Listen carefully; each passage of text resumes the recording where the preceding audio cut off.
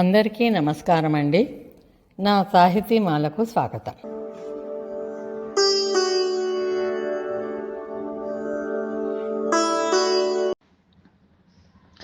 ఈరోజు మనం సాహితీమాలలో చూడబోతున్న ప్రదేశం యానాం.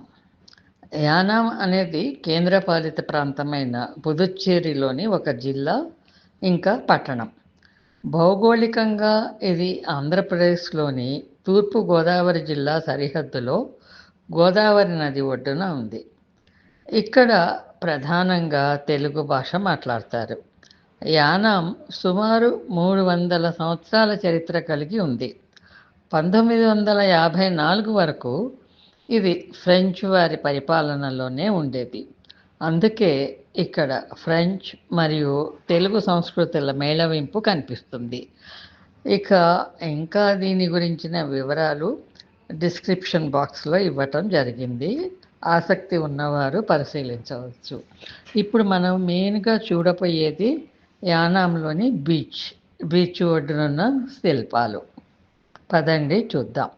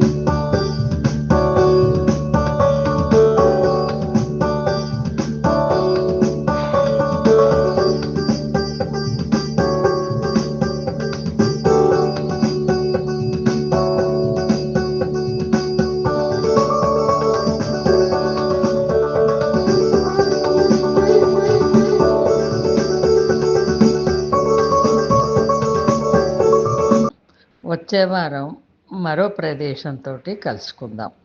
అందాక సెలవా మరి. నమస్తే, మీ మాల.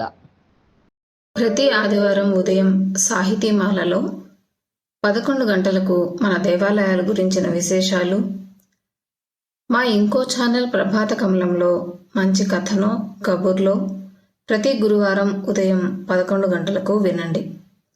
ప్రభాత కమలం లింక్ డిస్క్రిప్షన్ బాక్స్లో ఉంది. అది కూడా సబ్స్క్రైబ్ చేసినట్లయితే మీకు మేము పోడ్కాస్ట్ చేయగానే వస్తుంది. తప్పక సబ్స్క్రైబ్ చేస్తారు కదూ. అలాగే మీ అభిప్రాయాలను కామెంట్ బాక్స్లో షేర్ చేయండి.